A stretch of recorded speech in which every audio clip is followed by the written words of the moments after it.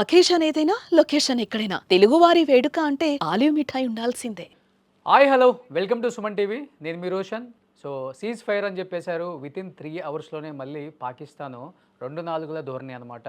విరమణ ఉల్లంఘన రెండు ఒకేసారి జరిగాయి, ఒకే నైట్ జరిగాయి అనమాట. మళ్ళీ అటాక్ చేయడం జరిగిందనమాట. అసలు ఈ అటాక్ ఎందుకు చేయాల్సి వచ్చింది, అండ్ అక్కడ ప్రధానికి అక్కడ మిలిటరీకి అసలు ఒప్పందం కుదిరిందా లేదా, వాళ్ళ మధ్య ఫైర్ నడుస్తుందా, అసలు ఏం జరుగుతుంది? సో దీని మీద ప్రజెంట్ మనతో పాటు డిస్కస్ చేయడానికి లైవ్ కాల్లో కనెక్ట్ అవ్వడానికి సిద్ధంగా ఉన్నారు జేడి లక్ష్మీనారాయణ గారు. ఒకసారి ఆయనతో మాట్లాడదాం. జేడి గారు, చెప్పండి. జేడి గారు చూస్తున్నాం నిన్న ఈవినింగ్ మనకి ఇదే టైంకి after a long knight of talks mediated by the United states, I'm pleased to announce that India and Pakistan have agreed to full and immediate cease fire and congratulations to both countries on using common sense noted sir and great intelligence. Thank you for your attention to this matter. ఇది Trump పెట్టిన ఒక tweet. But చూస్తే 3 hours తర్వాత మళ్ళీ పాకిస్తాన్ భారత్ మీద attack చేయడం జరిగింది. ఎంతో అప్రమత్తం ఉన్నాం కాబట్టి వాటిని తిప్పికొట్టడం కూడా జరిగింది. ఎలా చూడొచ్చు సార్ ఇప్పుడు ఈ ఉల్లంఘన అనేది? పాకిస్తాన్ ఎప్పుడు కూడా ఉన్న మాట మీద నిలబడదు. ఎప్పుడైనా కానీ ఒంటెద్దు పోకడ వెళ్తుంది, 2 నాలుకల ధోరణి ఉంటుంది.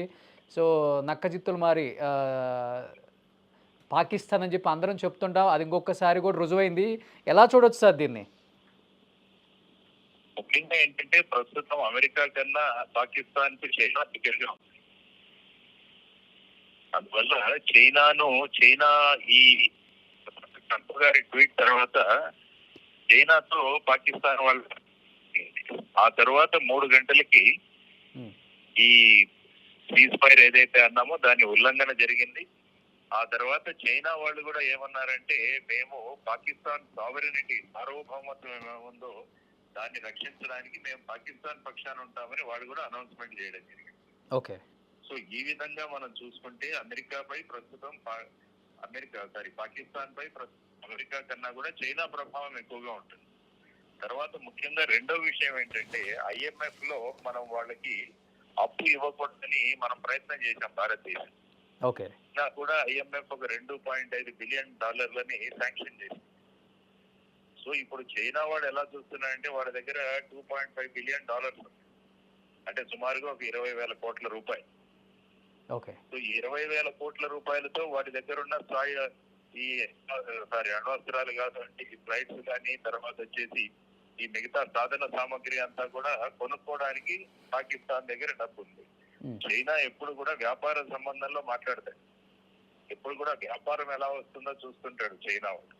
కాబట్టి ఇప్పుడు పాకిస్తాన్ దగ్గర డబ్బులు వచ్చింది కాబట్టి పాకిస్తాన్ కు మేము మద్దతుగా ఉంటామని చెప్పి ఇప్పుడు పాకిస్తాన్ మళ్ళా 3 గంటల్లోనే సీజ్ ఫైర్ ధోరణి ప్రారంభించింది. ఇది నేను అనుకోవడం పాకిస్తాన్ చైనా మీద ఆధారపడి ఉంది. చైనా యొక్క ఓపెన్ స్టేట్మెంట్ ఇప్పటి వరకు ఓపెన్ స్టేట్మెంట్ ఇవ్వాల. ఎప్పుడైతే IMF లోన్ శాంక్షన్ అయిందో అప్పటి నుంచి ఓపెన్ స్టేట్మెంట్ ఇవ్వడం మొదలు పెట్టారు. సో ఇది ప్రధానంగా ఈ సీజ్ ఫైర్ వైలేషన్ కి కారణం. వాళ్ళ వెనకాల చైనా ఉందన్న భరోసా. ఓకే. కానీ ఇదే జరిగితే ఆపరేషన్ సింధూర్ ఆగలేదని చెప్పుకోవచ్చా సార్ మనం కూడా? మరి ఆగదు అనే అనే అనే మాటకి ఏం చెప్తారు మీరు? ఇంకా ఆగుతుంది, ఎందుకంటే భారతదేశం స్పష్టంగా చెప్పింది, రేపు మళ్ళా ఉదయం 12 గంటలకు డైరెక్ట్ రేట్ అని నిన్నే చెప్పాము. 5 గంటలకి సీజ్ ఫైర్ చేస్తున్నాము, 12 గంటలకు మాటలు జరుగుతాయి అన్న సందర్భంలో పాకిస్తాన్ మళ్ళా మొదలు పెట్టింది. అవును, భారతదేశం స్పష్టం చేసింది, ఎక్కడెక్కడైతే పాకిస్తాన్ సీజ్ ఫైర్ వైలేషన్స్ చేస్తారో దాన్ని భారత్ ఎదుర్కొంటున్నారు. ఓకే.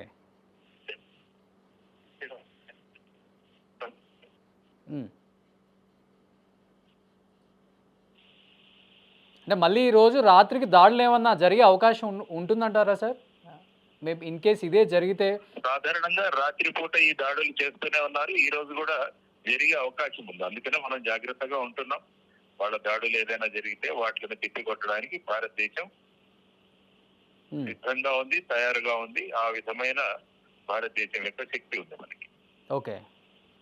అంటే ఏమై ఉండొచ్చు సార్ ప్రధాని గారికి పిఓకే మీద ప్రధానంగా స్టేట్మెంట్? అంటే ఏమై ఉండబోతుంది, ఏం జరగబోతుంది అంటే పిఓకే మీద?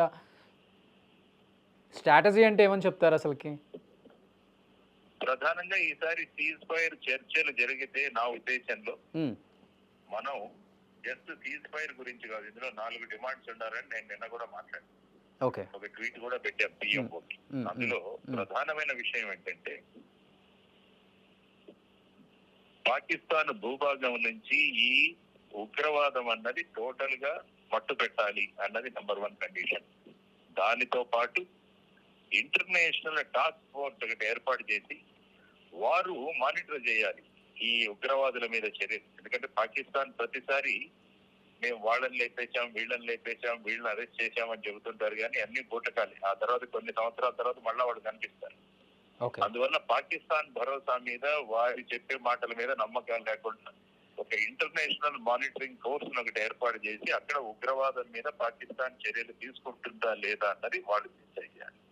రెండవ విషయం, భారతదేశానికి కావలసిన ఉగ్రవాదులు దావూద్ ఇబ్రాహిం, మౌలానా మసూద్ అజర్, హఫీజ్ సయ్యద్, లఖ్వీ, వీళ్ళందరినీ కూడా భారతదేశానికి అప్పచెప్పాలి పాకిస్తాన్. మూడవది, పాక్ ఆక్యుపైడ్ కాశ్మీర్ భారతదేశానికి రిటర్న్ చేయాలి. నాలుగవది, అణ్వస్త్రాలు ఏవైతే ఉన్నాయో పాకిస్తాన్ అణ్వస్త్రాల ప్రోటోకాల్లో నో ఫస్ట్ యూజ్ అన్నది మన ప్రోటోకాల్లో ఉంది. మనం ఎప్పుడు కూడా అణ్వస్త్రాలు ఉపయోగించాం. మొదటి పాకిస్తాన్ వాళ్ళు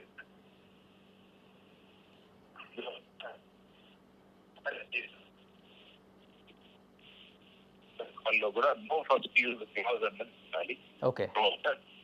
ఫైనాన్షియల్ యాక్షన్ పాకిస్తాన్ ని వారు చర్యలు జరిపేంత వరకు దాన్ని గిరేలు ఉంచాలి. ఇటువంటి డిమాండ్. ఓకే.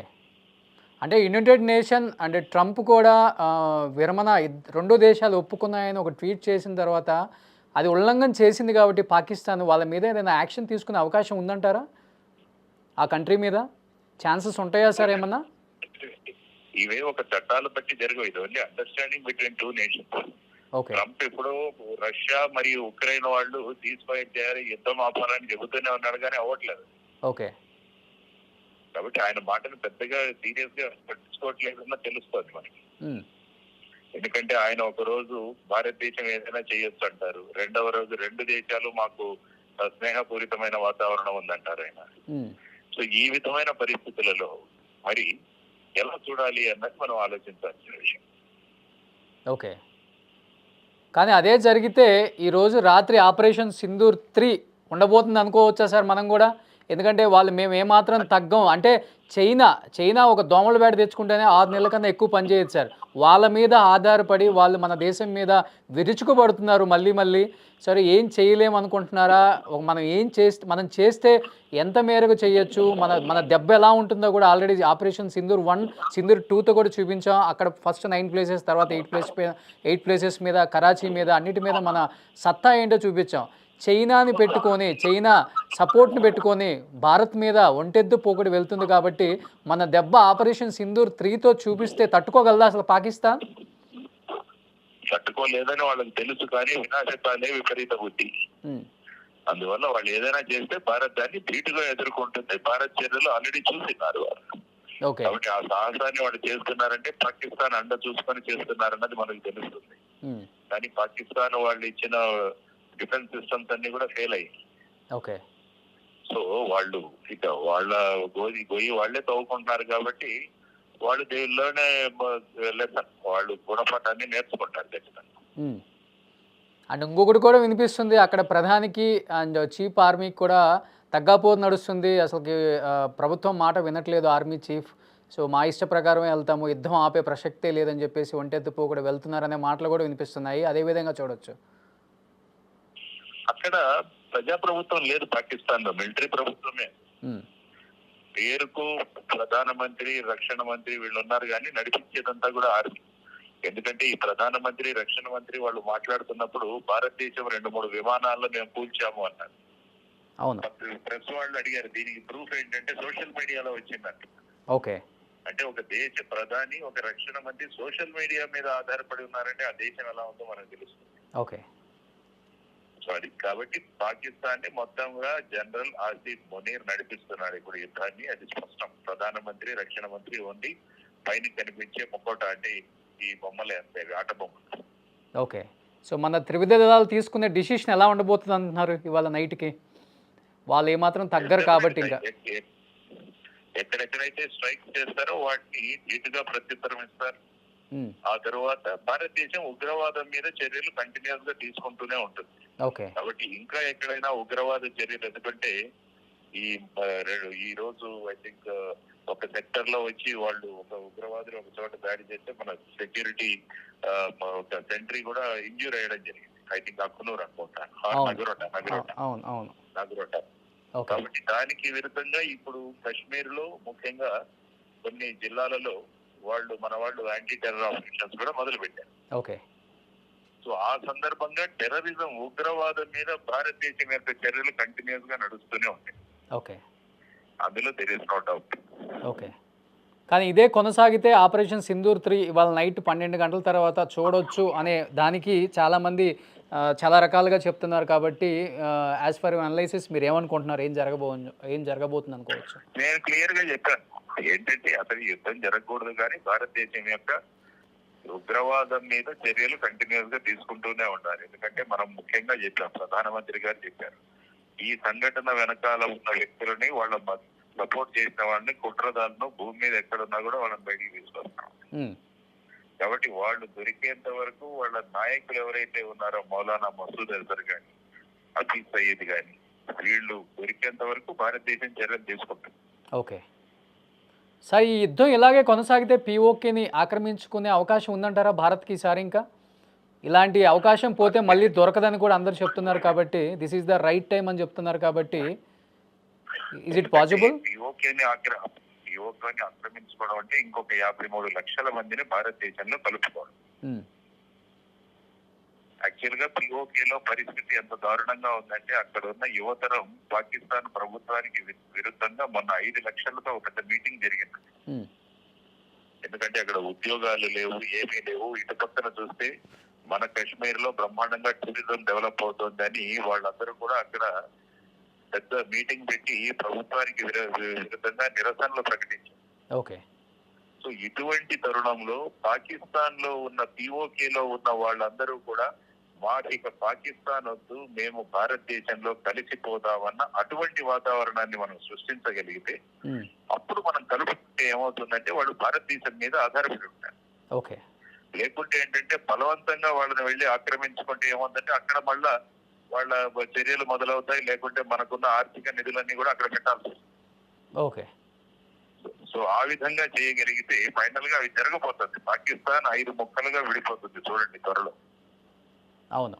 పంజాబ్, సింధు, తర్వాత ఖైబర్ పఖ్తూనిస్తాను, బలూచిస్తాను, గిల్గిట్ బల్టిస్తాను, ఇవి తర్వాత పీఓకే. ఈ విధంగా అవి ప్రతి ఒక్కరు కూడా భారతదేశంలో కలవాలి అని వాళ్లే కోరబోతున్నారు. ఆ తర్వాత అప్పుడు భారతదేశం అనుకుంటున్న అఖండ భారత్ అన్న కాన్సెప్ట్ ఏదైతే ఉంటుందో అది నెరవేరుతుందండి. దానికోసం మన చర్యలు కంటిన్యూస్ గా ఉండాలి పాకిస్తాన్. ఓకే. సో మనం ఏమాత్రం అప్రమత్తంగా ఉన్నా కానీ చాలా ఇబ్బంది పడాల్సి వస్తుందంటారు మీరు ఈ వార్ ఫినిష్ అయ్యే వరకు కూడా? అసలుకి అప్రమత్తంగా ఉండాలి. ఎందుకంటే there is a rogue state, there is a failed state. ఒక టోటల్ గా ఫెయిల్ అయిన రాష్ట్రం అది, దేశం. కాబట్టి వాడు ఏదైనా చేస్తారు. కాబట్టి మనం మన జాగ్రత్తలో మనం ఉండాలి. Okay. Okay sir, thank you so much JD గారు. రైట్ అండి.